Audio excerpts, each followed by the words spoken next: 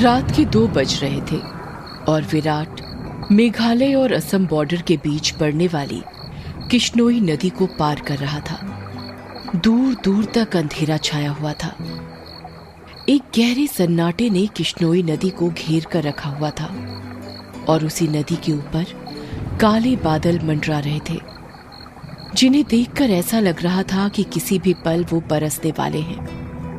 नदी में घुटनों तक पानी था जो धीमी रफ्तार के साथ बहे जा रहा था। विराट के एक हाथ में मोबाइल का टॉर्च था तो दूसरे हाथ में साइकिल का हैंडल।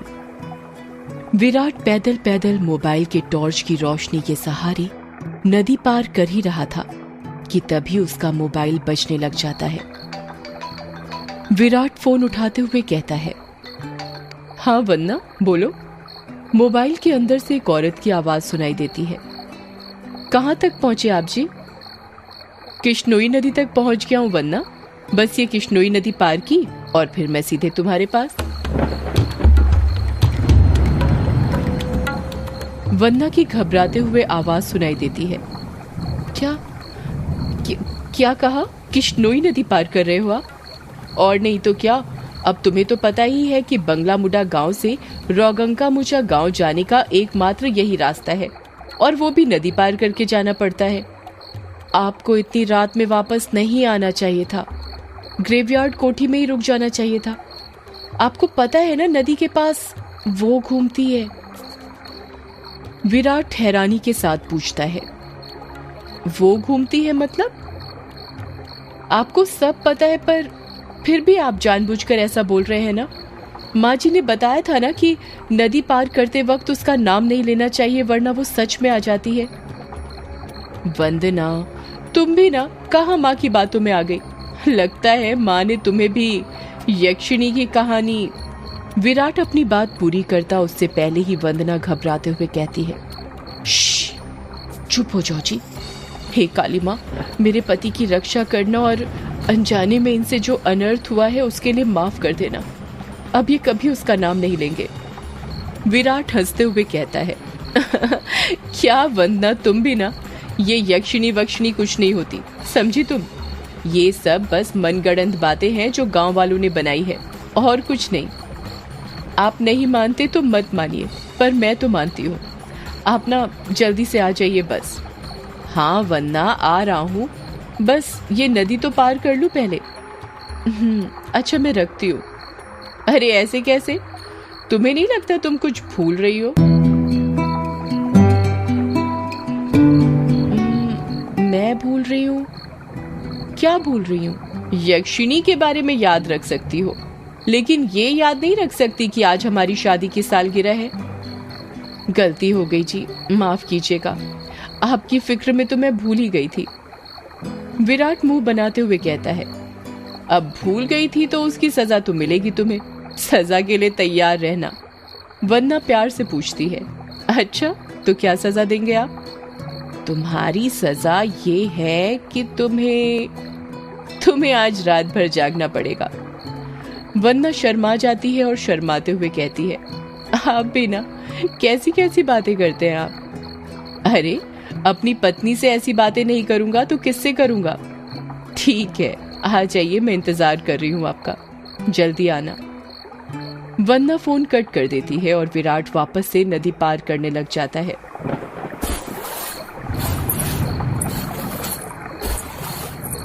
अभी विराट ने 1-2 कदम ही आगे बढ़ाए थे कि तभी उसको पायल बजने की आवाज सुनाई देती है। विराट को लगता है कि उसके पीछे से कोई लड़की भागते हुए निकली हो। पायल की आवाज सुनकर विराट जहां पर था वहीं पर रुक जाता है और पीछे मुड़कर देखने लग जाता है। जब वो पीछे मुड़ता है तो सिवाय अंधेरे के उसे कुछ दिखाई नहीं देता। उसके पीछे कोई नहीं था। ये वंदना भी ना यक्षिणी का नाम लेकर मेरे मन में उसका वहम डाल दिया और वही वहम डरा रहा है अब मुझे। और वैसे भी मैं तो खुद यक्षिणी से मिलना चाहता हूँ। बड़े चर्चे सुने हैं उसके, सुना है बड़ी खूबसूरत है। इतना कहकर विराट वापस से आगे बढ़ने लग जाता है। विराट मुश्किल से अभी 1-2 कदम चला ही था कि तभी उसे नदी के किनारे पर एक काला साया दिखाई देने लग जाता है।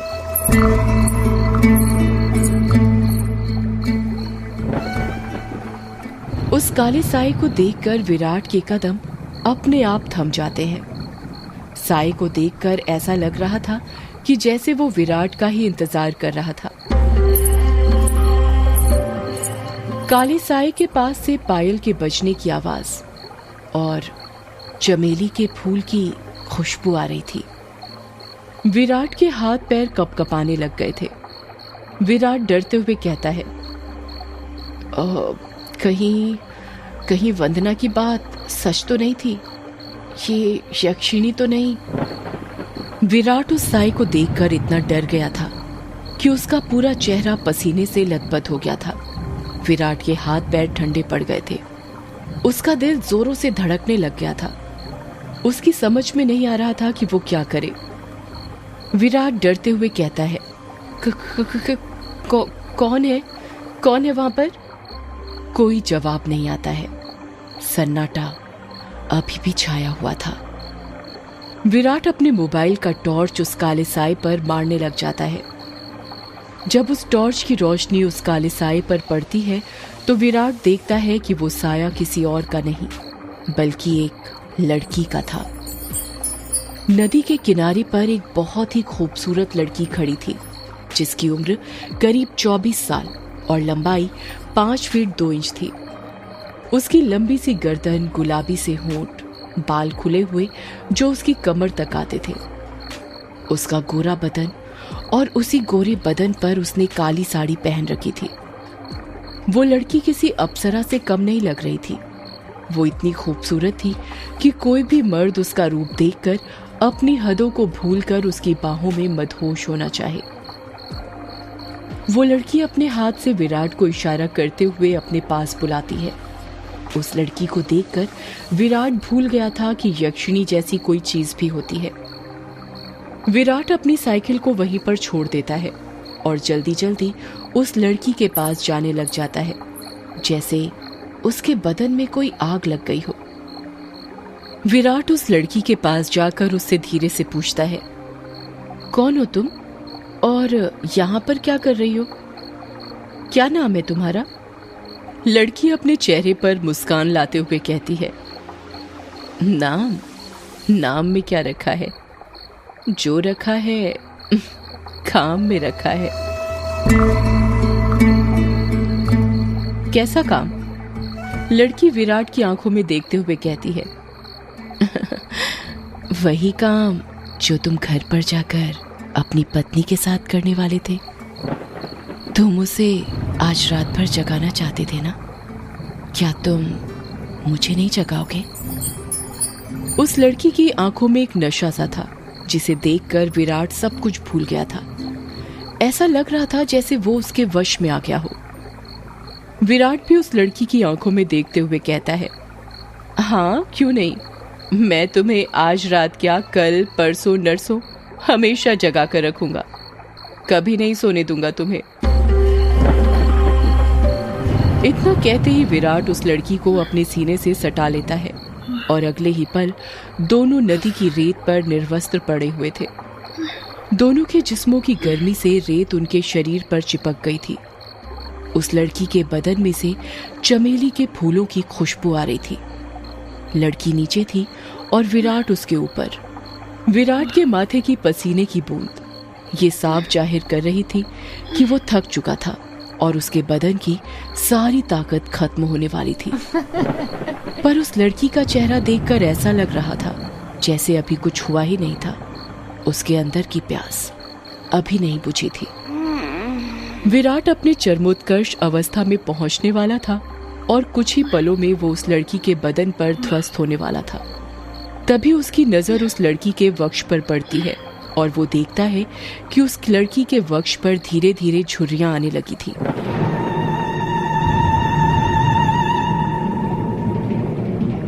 उसके हाथ पैरों की नसें बाहर निकलने लगी थी। उसके बाल काले से सफेद होने लगे थे। देखते ही देखते वो लड़की अचानक से बूढ़ी औरत में तब्दील हो जाती है। ये सब देखकर विराट की आंखें फटी की फटी रह गई थी। उसका गर्म बदन अचानक से ठंडा पड़ गया था। विराट कांपते हुए कहता है, कौन हो तुम? वो लड़की धीरे से कहती है, मैं यक्षिणी, तेरी मौत। ये सुनकर विराट के रोंगटे खड़े हो जाते हैं और वो झट से उससे दूर हटने लगता है। पर उसी वक्त यक्षिणी उसे अपने दोनों हाथों से पकड़ लेती है और कहती है, अभी कहाँ जा रहे हो प्रियतम? मेरी प्यास अभी बुझी नहीं है। तुम तो मुझे कल, परसों, नरसों हमेशा तक जगाना चाहते थे ना? क्या हुआ, थक गए या डर गए मेरा असली रूप देखकर? विराट उसका खौफनाक चेहरा देखकर इतना डर गया था कि कुछ नहीं बोल पा रहा था। उसको यक्षिणी की आंखों में खुद की मौत नजर आ रही थी। यक्षिणी गुस्से में कहती है, वासना की प्यास में तू ये भूल गया कमीने कि तेरी पत्नी वंदना तेरा घर पर इंतजार कर रही है और तू यहाँ पर मेरे साथ? तुम मर्द कभी एक स्त्री से प्यार कर ही नहीं सकते। तुम्हारी हवस कभी खत्म नहीं होने वाली। इतना कहकर यक्षिणी अपना हाथ विराट के सीने पर रख देती है। यक्षिणी के लंबे लंबे काले नाखून थे जो चाकू की तरह पहने थे। विराट डरते हुए कहता है, नहीं नहीं, ऐसा मत करो, जाने दो मुझे। जाने ही तो दे रही हूँ, भोली भेंटोला, भोली भेंटोला। इतना कहकर यक्षिणी अपना हाथ विराट के सीने के अंदर घुसा देती है और उसी वक्त जोर से काले बादल गरजने लगते हैं और बारिश होने लगती है। विराट के शरीर का खून नाखूनों के सहारे यक्षिणी के शरीर में जाने लगता है। जैसे जैसे खून यक्षिणी के शरीर के अंदर जा रहा था, वो वापस से जवान होती जा रही थी। यक्षिणी वापस से अपने पुराने रूप में आ गई थी और विराट का शरीर सूखकर सफेद पड़ गया था। उसके अंदर खून की एक बूंद तक नहीं थी, पर उसकी धड़कनें अभी भी चल रही थी। यक्षिणी अपना मुंह विराट के कान के पास ले जाती है और फुसफुसाते हुए कहती है, राम रो न राम रो, राम रो न राम रो। इतना कहकर यक्षिणी अपना खून से सना हाथ विराट के सीने से बाहर निकालने लग जाती है। जैसे ही यक्षिणी अपना हाथ विराट के सीने से बाहर निकालती है, विराट अपना दम तोड़ देता है, क्योंकि यक्षिणी के हाथ में विराट का दिल था जो सिकुड़ चुका था। अगले ही पल यक्षिणी विराट का दिल लेकर गायब हो जाती है, ठीक उस तरह जिस तरह बारिश की बूंदें होती हैं।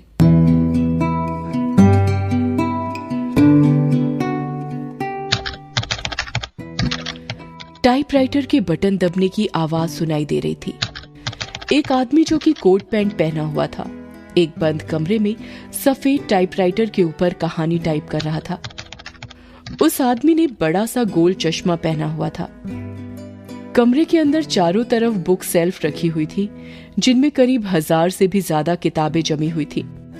टेबल के ऊपर ही एक ऐश ट्रे थी, जिसमें कुछ आधी जली तो कुछ पूरी जली सिगरेट और ऐश रखी हुई थी। लेखक खुद से कहता है, चलो ये भाग तो पूरा हुआ।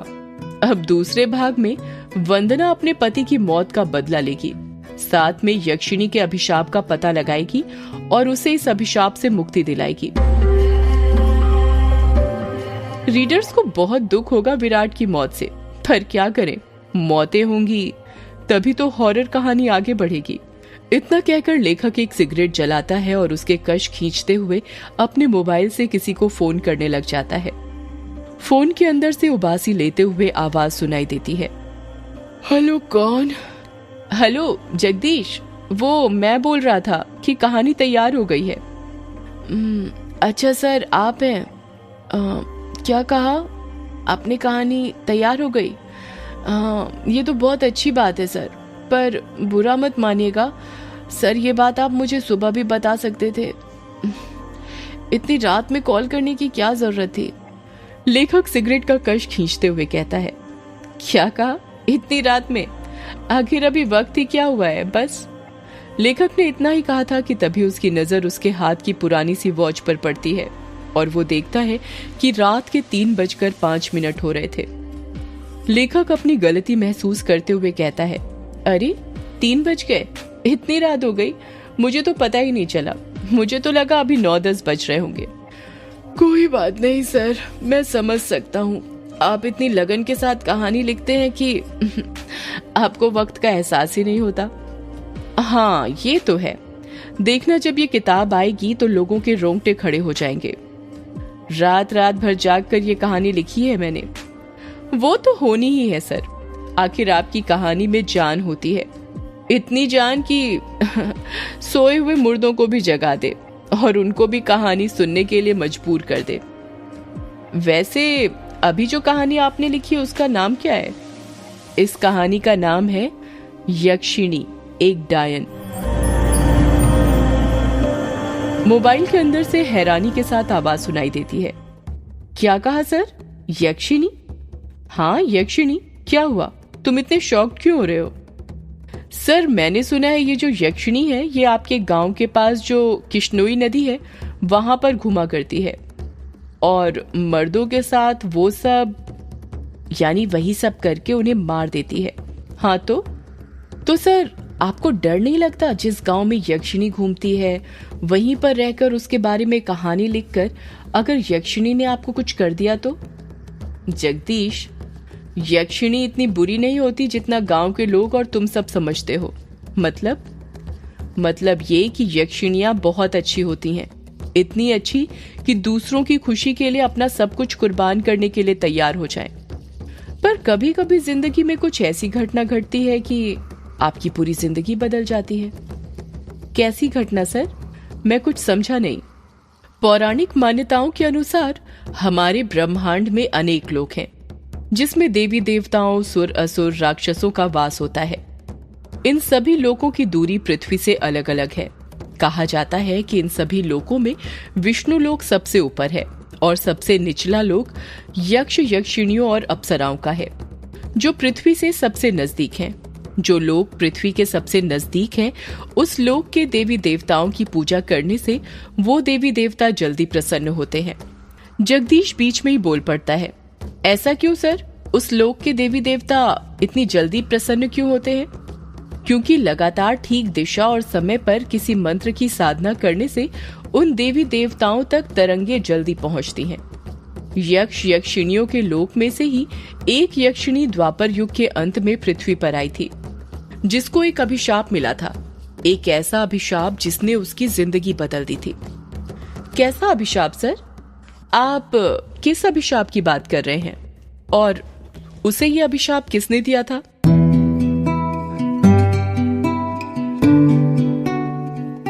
एक दूसरे लोक से पृथ्वी पर आई यक्षिणी को एक अभिशाप मिला था। आखिर क्या था वो अभिशाप और किसने दिया था? जानने के लिए सुनिए यक्षिणी एक डायन का अगला एपिसोड सिर्फ पॉकेट एफएम पर। सदियों से है पुरानी ये है यक्षिणी की कहानी। यक्षिणी एक आग है, यक्षिणी तेरा ख्वाब है।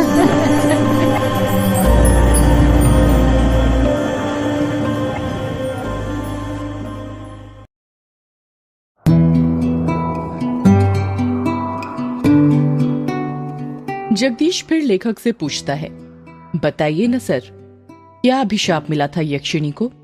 लेखक जगदीश के सवाल का जवाब देते हुए कहता है, वो जानने के लिए तुम्हें मेरी किताब के दूसरे भाग के आने का इंतजार करना पड़ेगा, समझे?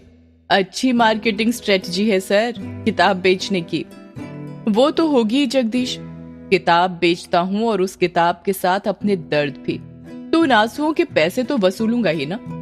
बस एक बात दिमाग में रखना, कोई भी इंसान बुरा नहीं होता, उसे बुरा बनाया जाता है। मतलब यक्षिणी बुरी नहीं थी, उसे बुरा बनाया गया था, है ना सर? मैंने कहा ना, अब मैं किसी सवाल का जवाब नहीं दूंगा। जो जानना है किताब का दूसरा भाग पढ़कर जानना, समझे? बातें करते करते लेखक की सिगरेट खत्म होने वाली थी, उसमें बस 1-2 कश ही बचे थे। जगदीश हिचकिचाते हुए फिर लेखक से पूछता है, सर एक बात पूछूं? तुम नहीं मानने वाले ना?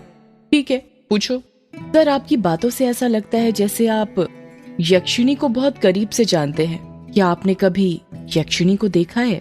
सवाल सुनकर लेखक एकदम चुप हो जाता है और उसके चेहरे के एक्सप्रेशन देखकर ऐसा लग रहा था जैसे वो किसी सोच में डूब गया हो और उसको कुछ ऐसा याद आ गया हो जो वो जगदीश को नहीं बताना चाहता था।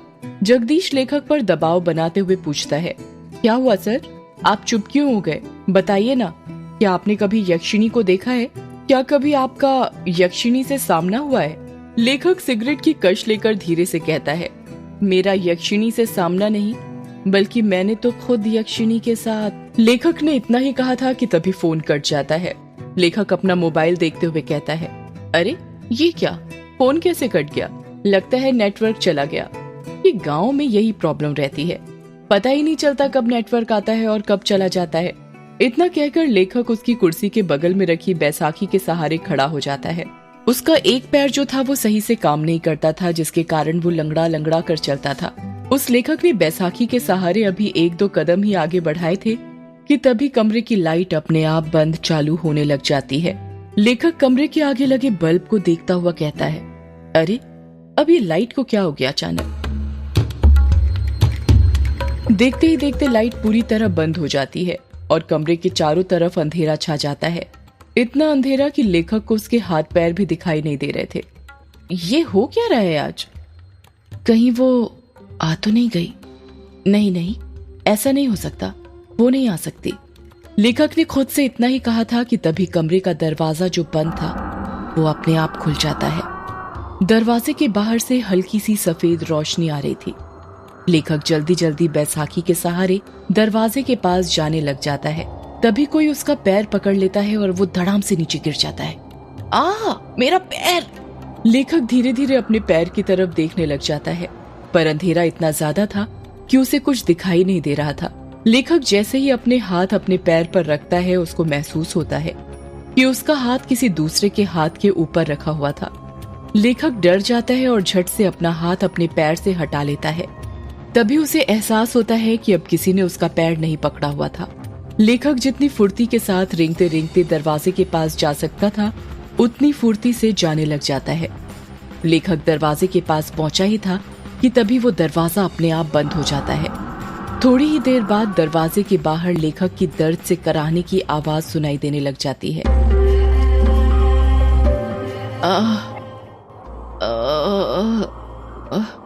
कौन हो तुम? मैं यक्षिणी, तेरी मौत। कुछ देर तक लेखक और यक्षिणी की बातें चलती हैं, पर उन दोनों की बातों की आवाज दरवाजे के बाहर नहीं आ रही थी। कुछ देर बाद लेखक की एक जोर से चीख सुनाई देती है। ये एक ऐसी चीख थी जो दिल को दहला कर रख दे। अगले ही पल दरवाजे के नीचे से लेखक का खून बहकर दरवाजे के बाहर आने लग जाता है। 13 साल बाद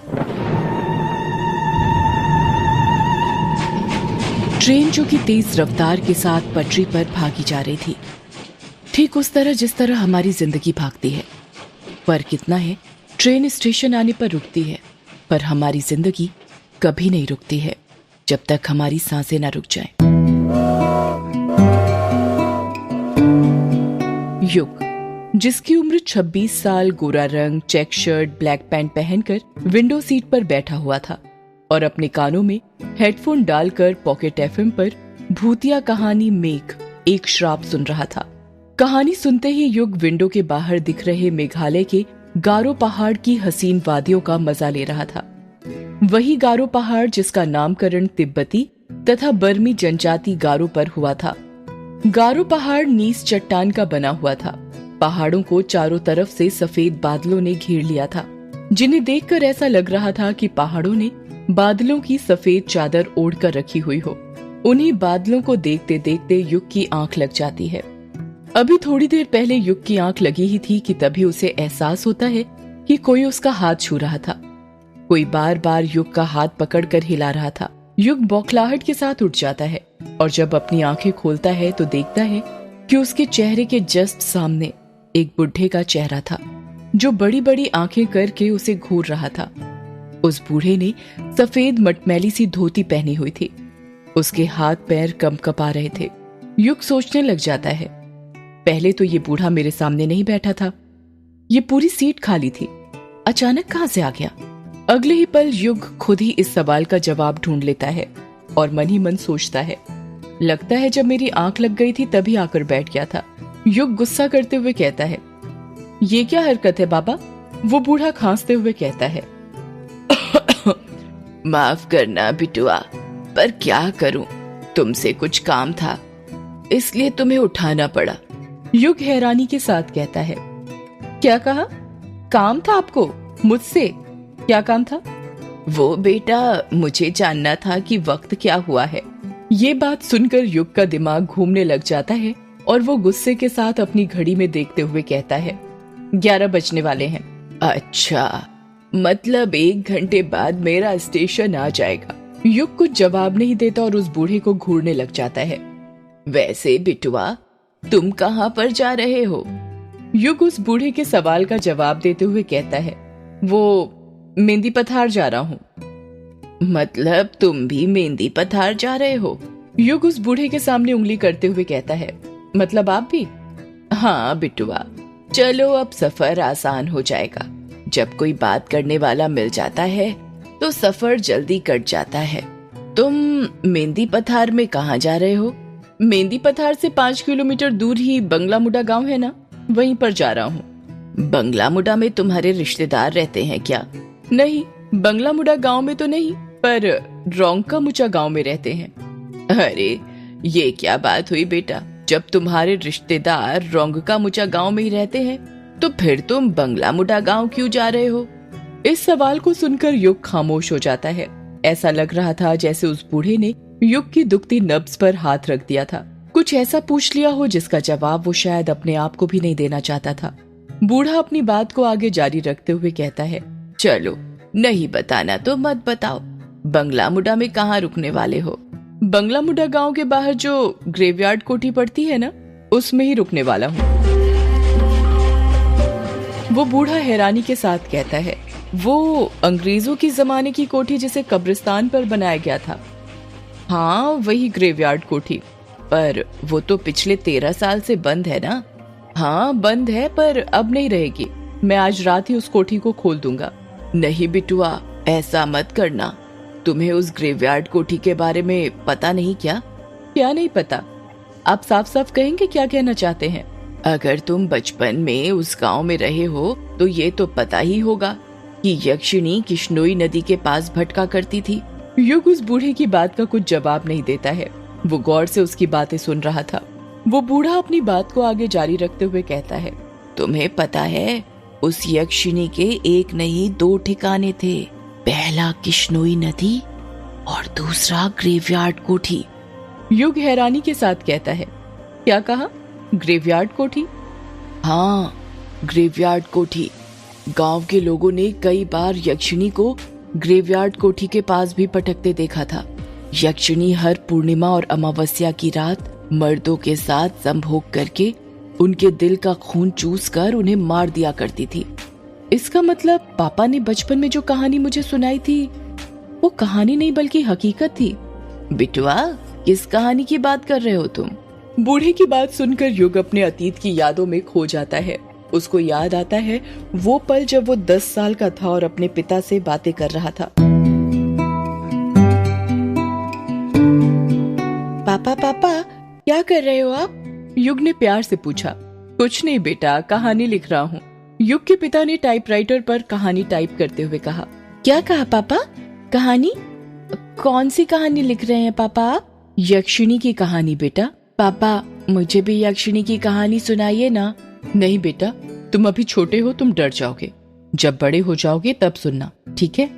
युग उदास हो जाता है और मुंह बनाते हुए कहता है, प्लीज पापा सुनाइए ना, मैं नहीं डरूंगा, प्रॉमिस। और आप ही कहते हैं ना कि अब तो मैं बड़ा हो गया हूँ और बड़े बच्चे डरते नहीं हैं बल्कि डराते हैं, तो प्लीज पापा मुझे यक्षिणी की कहानी सुनाइए ना। युग जिद करने लग जाता है और युग की जिद के आगे उसके पापा हार मान जाते हैं और उसे यक्षिणी की कहानी सुनाने लग जाते हैं। कहते हैं ये जो अपनी किश्नोई नदी है ना, बहुत सालों से वहाँ पर यक्षिणी डायन रहा करती थी। युग हैरानी के साथ कहता है, ये बंगला मुडा और रोंका मुचा गाँव के बीच में जो नदी पड़ती है वहीं पर पापा? हाँ बेटा, वहीं पर। ये जो यक्षिणी होती है ये जंगलों में या पानी वाली जगहों के पास पाई जाती है। हर पूर्णिमा और अमावस्या के दिन आने जाने वाले मुसाफिरों को जो रात में नदी पार किया करते थे उन्हें ये लुभाती थी और अपने रूप के जाल में फंसाकर अपना शिकार बनाया करती थी। कहते हैं यक्षिणी को कमल और चमेली के फूल बहुत पसंद होते हैं। वो हमेशा उसे अपने पास रखा करती थी। जिन पुरुषों को यक्षिणी अपना शिकार बनाती थी उन्हें वो सबसे पहले कुछ खाने का दिया करती थी। खाने का? पर क्यों पापा? वो इसलिए बेटा, क्योंकि वो उस खाने में ऐसा मंत्र फूंकती थी कि जो भी पुरुष उसे खाता था वो उसके वश में हो जाता था। ऐसे ही एक बार यक्षिणी ने एक पुरुष को अपना शिकार बना लिया और उसे अपने वश में करने के बाद उसके साथ संभोग करने लगी। युग बीच में ही बोल पड़ता है, ये संभोग क्या होता है पापा? युग का सवाल सुनकर युग के पिता चुप हो जाते हैं और वो बात को घुमाते हुए कहते हैं, ये आपके मतलब की चीज नहीं है बेटा। आप अभी छोटे हो ना, जब आप बड़े हो जाओगे तब हम इसका मतलब बताएंगे। अभी आप कहानी पर ध्यान दो। ठीक है पापा, फिर आगे क्या हुआ? संभोग करने के बाद यक्षिणी अपने असली रूप में आ जाती थी। यक्षिणी का असली रूप बेहद डरावना होता है, इतना डरावना कि जिसे देखकर किसी के भी दिल की धड़कन थम जाए। अपने असली रूप में आने के बाद यक्षिणी अपने शिकार के दिल का खून चूस लेती थी। पर वो ऐसा क्यों करती थी पापा? क्या वो बुरी औरत थी? नहीं बेटा, यक्षिणी बुरी औरत नहीं थी, बल्कि वो तो बहुत अच्छी औरत थी। दूसरे लोग से आई हुई एक अप्सरा की तरह थी। तो फिर पापा वो आदमियों के साथ, वो क्या बोला था आपने? हाँ याद आया, संभोग करके क्यों मार देती थी? युग के पिता कुछ याद करते हुए कहते हैं, अभिशाप के कारण बेटा। कैसा अभिशाप पापा? बेटा वो अभिशाप ये था कि युग के पिता ने इतना ही कहा था कि बाहर के कमरे से युग की माँ की आवाज सुनाई देती है, युग बेटा, ओ युग बेटा, चलो आओ खाना खा लो, खाना बन गया है। युग अपनी माँ को मना करते हुए कहता है, नहीं माँ, मुझे अभी खाना नहीं खाना है, मैं पापा से कहानी सुन रहा हूँ। क्या कहानी सुन रहे हो? तुम्हारे पापा को कहानी लिखने और सुनाने के सिवा और कुछ आता भी है? जब देखो दिन भर कहानी लिखते रहते हैं। खुद तो बिगड़े हुए हैं ही, तुम्हें भी बिगाड़ने पर तुले हुए हैं। चलो जल्दी आओ खाना खाने, मैंने खाने की थाली बना ली है तुम्हारे लिए। नहीं माँ, मैं नहीं आ रहा, कहानी खत्म होने के बाद ही आऊंगा। क्या कहा? नहीं आ रहे? लगता है मुझे ही आना पड़ेगा। रुको, अभी बेलन लेकर आती हूँ, तभी तुम मानोगे। पायल के बजने की आवाज सुनाई देने लग जाती है। ऐसा लग रहा था जैसे युग की माँ युग के कमरे की तरफ आ रही हो। कुछ ही देर में युग की माँ हाथों में बेलन लेकर उसके कमरे में आ जाती है। युग को उसकी माँ का चेहरा दिखाई नहीं दे रहा था, क्योंकि उसकी बचपन की यादों से उसकी माँ का चेहरा मिट चुका था। उसे नहीं पता था कि उसकी माँ कैसी दिखती थी। उसको उसकी माँ की बातें तो सारी याद थीं, पर उनका चेहरा नहीं। युग की माँ उसका कान पकड़ते हुए कहती है, तो क्या कह रहे थे बेटा तुम, कि तुम्हें खाना नहीं खाना? जरा एक बार और बोलना। युग चीखते हुए कहता है, अरे माँ कान छोड़िए, दर्द हो रहा है। माँ कान छोड़िए, कान तो छोड़िए आप माँ, दर्द हो रहा है माँ।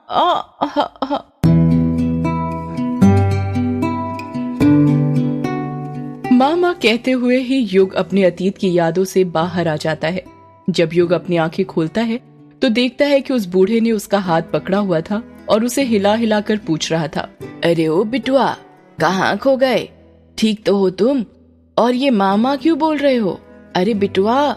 युग बूढ़े की बात का जवाब देते हुए कहता है, कुछ नहीं बाबा, ठीक हूँ मैं तो डर ही गया था। युग बूढ़े की आंखों में देखते हुए कहता है, बाबा एक बात पूछनी थी आपसे, क्या वो यक्षिणी अभी भी मर्दों को अपना शिकार बनाया करती है? सदियों से है पुरानी ये है यक्षिणी की कहानी। यक्षिणी एक आग है, यक्षिणी तेरा ख्वाब है।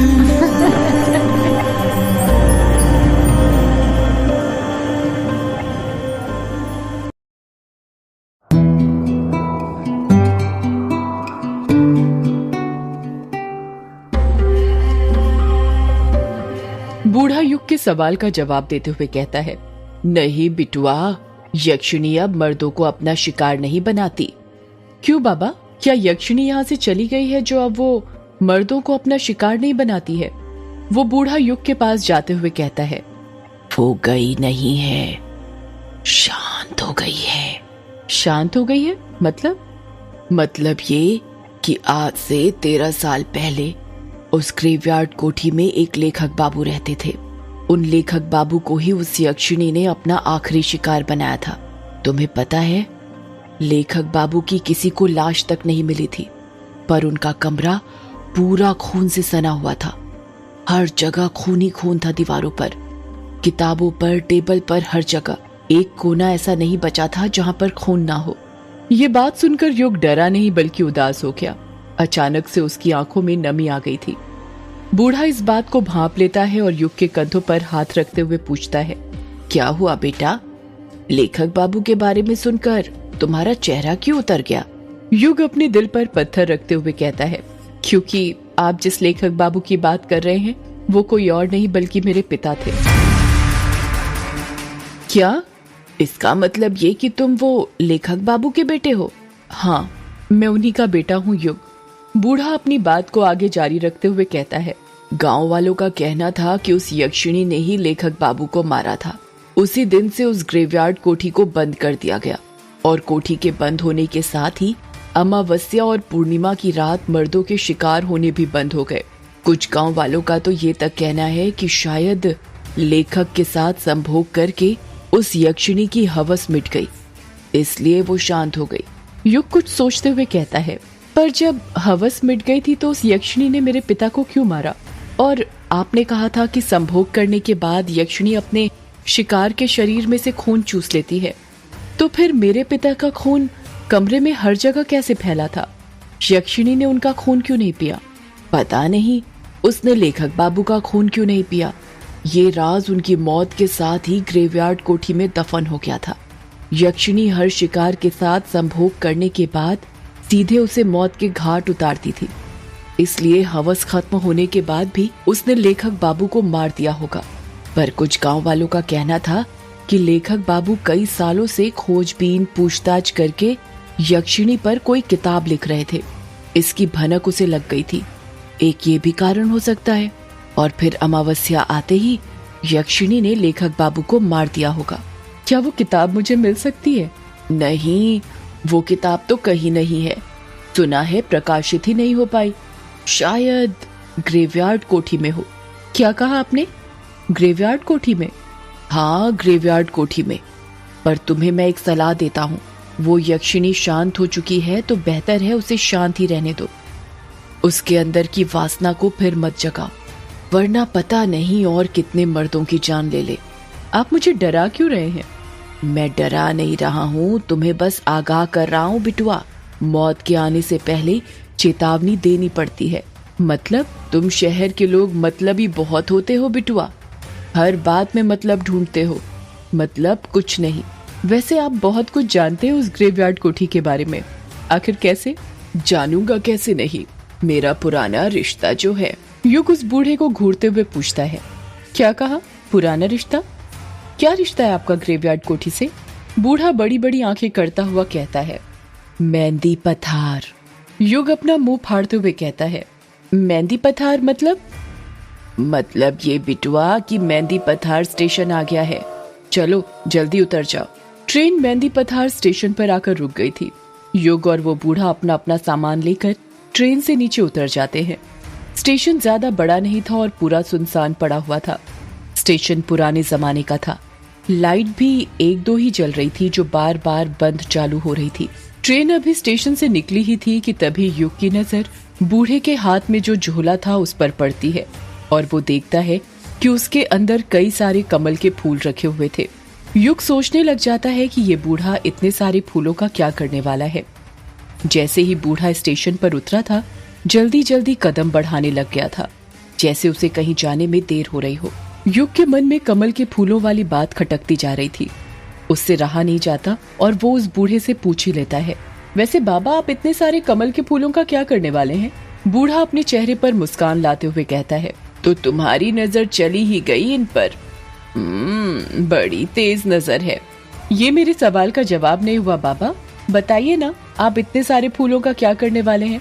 अरे पूजा आने वाली है ना, उसी के लिए है ये फूल। कैसी पूजा? पूर्णिमा की पूजा। पूर्णिमा की पूजा मतलब? तुम नहीं समझोगे, तुम गांव में नए आए हो ना, धीरे धीरे समझ जाओगे। युग उस बूढ़े को हैरानी के साथ घूरे जा रहा था क्योंकि उसको उसकी बातें बिल्कुल समझ में नहीं आ रही थी। युग अपनी जीन्स पकड़ते हुए कहता है, अरे शिट, इसे भी अभी आना था। क्या हुआ बेटा, बड़ी मुश्किल में लगते हो। हाँ बाबा, वो यहाँ पर कहीं वॉशरूम है क्या? बूढ़ा अपना सिर खुजाते हुए कहता है। वॉशरूम मतलब बिटवा? मतलब टॉयलेट, पेशाब घर बाबा। अच्छा, ये बोलो ना तुम्हें टंकी खाली करनी है। युग चिढ़ते हुए कहता है, हाँ वही। वो तो नहीं है स्टेशन पर। पूरे देश की तरक्की हो गई पर मेहंदी पथार आज भी वैसा ही है जैसा पहले था। तो फिर मैं वॉशरूम मतलब टंकी खाली कहाँ पर करूँ? अरे इतनी सारी जगह है, कहीं भी कर दो। वैसे भी अंधेरा है, कोई नहीं देखने वाला। युग थोड़ा आगे ट्रेन की पटरी के पास चला जाता है और टॉयलेट करने लगता है। युग टॉयलेट करते हुए कहता है, वैसे बाबा आपको यहाँ से कहाँ जाना है? रोगंगा मुचा। मतलब आपको वो किश्नोई नदी पार करके जाना पड़ेगा? हाँ। आपको डर नहीं लगता यदि उस यक्षिणी ने आपको पकड़ लिया तो? अरे मैंने कहा ना बिटवा, उसकी वासना खत्म हो चुकी है, वो अब शिकार नहीं करती। और वैसे भी आज पूर्णिमा या अमावस्या थोड़ी है जो मुझे अपना शिकार बनाए। वैसे आप रोगंगा मुचा में कहाँ रहते हो? रोगंगा मुचा में किश्नोई नदी का जो घाट है ना, वहीं पर रहता हूँ। युग कुछ सोचते हुए कहता है, ये तो वही घाट है ना जहाँ पर वो यक्षिणी भटका करती थी। पापा कहते थे कि अक्सर यक्षिणी किश्नोई नदी के दोनों घाट के पास ही भटका करती थी। कोई जवाब नहीं आता है। युग फिर पूछता है, बताइए ना बाबा, आप चुप क्यों हो गए? बूढ़े का कुछ जवाब नहीं आ रहा था। युग सोचने लग जाता है कि बाबा कोई जवाब क्यों नहीं दे रहे। युग अपने पैंट की चेन बंद करता है और पीछे मुड़ने लग जाता है। जब वो पीछे मुड़ता है तो उसके रोंगटे खड़े हो जाते हैं। वो बूढ़ा अचानक से गायब हो गया था। युग की समझ में नहीं आ रहा था कि वो बूढ़ा इतनी जल्दी कहाँ जा सकता था। युग अपना बैग उठाकर स्टेशन पर उस बूढ़े को ढूंढने लग जाता है और वो बूढ़ा उसे कहीं पर भी नहीं मिलता है। युग हैरान था ये सोचकर कि वो बूढ़ा एकदम से कहाँ गायब हो गया था, पर थोड़ी ही देर बाद वो ये सोचकर संतुष्ट हो जाता है कि शायद वो बूढ़ा अकेले ही चला गया होगा। और अच्छा ही हुआ चला गया, वरना यक्षिणी के बारे में बातें करते वो खुद तो डरता, साथ में उसे भी डराता। युग स्टेशन से बाहर निकलता है तो देखता है कि स्टेशन के बाहर एक भी ऑटो रिक्शा वाला नहीं था। ये गांव में ना यही प्रॉब्लम होती है, टैक्सी नहीं मिलती। शहरों का विकास तो हो रहा है पर गांव आज भी गांव ही है। जरा सी तरक्की नहीं हुई यहाँ की, आज भी वैसे का वैसा है जैसा पहले था। इतना कहकर युग पैदल पैदल ही बंगला मुडा गांव जाने के लिए निकल जाता है। आधे एक घंटे में वो बंगला मुडा गांव पहुंच जाता है। बंगला मुडा गांव पार करने के बाद काला झाड़ी जंगल पड़ता है, जिसको पार करने के बाद ही किश्नोई नदी आती है। और वहीं से थोड़ी दूर पर युग की ग्रेवयार्ड कोठी थी जहां पर युग को जाना था। युग ने बंगला मुडा गांव तो पार कर लिया था, पर काला झाड़ी जंगल के अंदर वो फंस गया था। किश्नोई नदी जाने का रास्ता वो भूल चुका था। काला झाड़ी जंगल में अंधेरा इतना ज्यादा था कि उसकी समझ ही नहीं आ रहा था कि कौन सा रास्ता कहाँ पर जाता है। युग जंगल के अंदर लगे बांस के पेड़ों को देखते हुए कहता है, अब क्या करूं? आगे का रास्ता तो भूल गया मैं। 2-3 राउंड मार लिए पर बार बार घूम फिर कर यहीं पर आकर रुक जाता हूँ। ये काली झाड़ी का जंगल तो पहेली बन गया है मेरे लिए। कुछ समझ नहीं आ रहा क्या करूं। युग अपना मोबाइल निकालते हुए कहता है, यहाँ पर तो नेटवर्क भी नहीं आ रहा कि किसी को फोन करके बुला लूं। युग के आसपास साल और बांस के पेड़ लगे हुए थे। हवा के झोंके जब भी इन बांस के पेड़ों के बीच में से निकलते थे तो ऐसा लगता था जैसे आपस में कोई फुसफुसा रहा हो। मोबाइल की टॉर्च की रोशनी में युग को ज्यादा कुछ दिखाई नहीं दे रहा था। युग सोच ही रहा था कि वो क्या करे, कैसे इस जंगल में से निकले। तभी उसे किसी के कदमों की आहट सुनाई देती है। कदमों की आहट सुनकर युग सहम जाता है और सोचने लग जाता है, इतनी रात में इस जंगल में कौन होगा। युग डरने लग जाता है और सोचने लगता है कि कहीं यक्षिणी तो नहीं। पर फिर वो अपने दिल को तसल्ली देता है, नहीं, ये यक्षिणी वक्षिणी कुछ नहीं होती, सिर्फ कहानियां हैं जो मेरे पापा ने बनाई थी। कदमों की आहट धीरे धीरे तेज होती जा रही थी। ऐसा लग रहा था जैसे कोई युग के पास आ रहा हो। युग जमीन पर पड़ा बांस का टुकड़ा उठा लेता है और कदमों की आहट सुनने लगता है। तभी युग देखता है कि उसके बगल में जो बांस के पेड़ लगे हुए थे वो हिल रहे थे और आवाज उसी तरफ से आ रही थी। युग पूरी तरह तैयार हो गया था उस आहट का सामना करने के लिए। जैसे ही कदमों की आहट बंद होती है, युग की आंखें फटी की फटी रह जाती हैं। उसके हाथ से बांस का टुकड़ा अपने आप छूट जाता है और वो खुद डर के मारे झट से जमीन पर गिर जाता है। युग के सामने एक काला साया खड़ा हुआ था। युग डरते हुए अपना मोबाइल उठाता है और उसकी टॉर्च उस काले साए पर मारते हुए कहता है, कौन हो तुम? एक लड़के की आवाज सुनाई देती है, मैं अभिमन्यु। जब टॉर्च की रोशनी उस काले साए पर पड़ती है तो युग देखता है कि वो काला साया किसी और का नहीं बल्कि उसी की उम्र के एक लड़के का था, जिसके लंबे लंबे घुंघराले गर्दन तक बाल थे और उसने आंखों में बड़ा सा चश्मा पहना हुआ था। उस लड़के के हाथ में कोई डिवाइस था जिसे देखकर ऐसा लग रहा था जैसे कोई रीडिंग नापने वाला डिवाइस हो। अभिमन्यु युग की तरफ हाथ बढ़ाते हुए कहता है, उठ जाओ, नीचे क्यों लेटे हुए हो? युग अभिमन्यु का हाथ पकड़ते हुए कहता है, लेटा नहीं हूँ, तेरे कारण डर गया था। क्या कहा? मेरे कारण डर गया था? क्यों, तू डरपोक है क्या? क्या बोला तूने? इतना कहकर युग अभिमन्यु के चेहरे पर टॉर्च मारने लग जाता है। जब युग गौर से अभिमन्यु का चेहरा देखता है तो हैरानी के साथ कहता है, कहीं तुम अभी तो नहीं? युग अपनी बात पूरी करता उससे पहले ही अभिमन्यु भी युग की तरफ उंगली करते हुए कहता है, और तू युग है ना? इतना कहकर ही दोनों एक दूसरे के गले मिल जाते हैं। अभिमन्यु युग के बचपन का दोस्त था। युग अभिमन्यु के बालों को हाथ लगाते हुए कहता है, तू तो बहुत बदल गया है यार, बड़े बड़े बाल, आंखों में बड़ा सा चश्मा।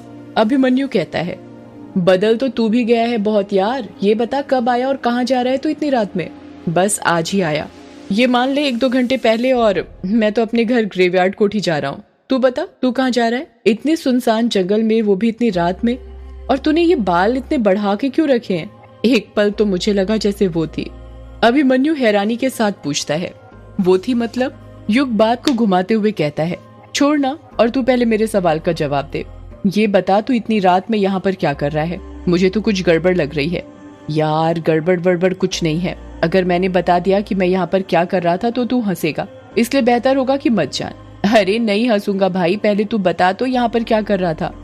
अभिमन्यु धीरे से कहता है, मैं यहाँ पर भूत पकड़ रहा था।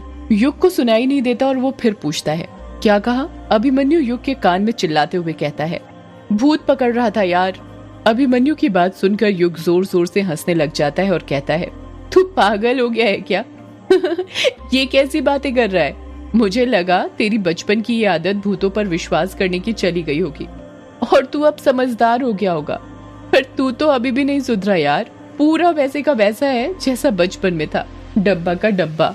अभिमन्यु नाराज होते हुए कहता है, मैंने कहा था ना तू हंसेगा, इसलिए नहीं बता रहा था। युग को गिल्टी फील होने लगती है और वो धीरे से कहता है, सॉरी यार, चल छोड़। ये बता क्या करता है आजकल तू? मेरी गुवाहाटी में जॉब है, अभी छुट्टियां मनाने आया हूँ। गुवाहाटी में जॉब है, पर किस चीज की? अभी तो बताया। क्या बताया? भूत पकड़ने की। मैं एक सर्टिफाइड पैरानॉर्मल एक्टिविटी एक्सपर्ट हूँ, हम लोग भूत खोजने का काम करते हैं। अभिमन्यु की बात सुनकर युग अपनी हंसी रोक नहीं पा रहा था, वो हंसते जा रहा था। यार तू हंस क्या रहा है? हंस ले, जिनको कम नॉलेज होती है वो अक्सर अपने से ज्यादा नॉलेज वालों को पागल ही समझते हैं। शायद तुझे पता नहीं है, हमारे इंडिया में 10 सर्टिफाइड पैरानॉर्मल सोसाइटीज हैं जो भूत खोजने का काम करती हैं। मैं भी उसी सोसाइटी से सर्टिफाइड हूँ, समझा? युग हंसते हुए कहता है, फिर ये बता कि आज तक कोई भूत खोजा है या नहीं खोजा? अभी तक तो नहीं खोजा, पर जल्द खोज लूंगा। और वो कैसे? अभिमन्यु अपने हाथ का डिवाइस दिखाते हुए कहता है, इसकी मदद से। युग हैरानी के साथ पूछता है, ये क्या है? इसे इलेक्ट्रोमैग्नेटिक फील्ड मीटर कहते हैं। मतलब ये कि इस मीटर का इस्तेमाल एक टाइम के अंदर इलेक्ट्रोमैग्नेटिक फील्ड में होने वाले अंतर को जांचने के लिए किया जाता है। कहते हैं किसी जगह पर जब भूत प्रवेश करते हैं तो वहां की इलेक्ट्रोमैग्नेटिक फील्ड में बदलाव आता है। इस तरह भूतों का पता लगाया जाता है। इसमें एक अलग तरह का सेंसर भी लगा होता है जो बजता है और हमें बताता है कि हमारे आसपास कुछ अदृश्य शक्तियां हैं। युग कुछ बोलता उससे पहले ही वो इलेक्ट्रोमैग्नेटिक फील्ड मीटर बजने लग जाता है। युग हैरानी के साथ पूछता है, ये क्या हो रहा है? ये डिवाइस इतनी आवाज क्यों कर रहा है? अभिमन्यु अपने आसपास देखते हुए कहता है, ये संकेत है कि हमारे आसपास कुछ है। युग धीरे से कहता है, मतलब भूत? हाँ। सदियों से है पुरानी ये है यक्षिणी की कहानी। यक्षिणी एक आग है, यक्षिणी तेरा ख्वाब है।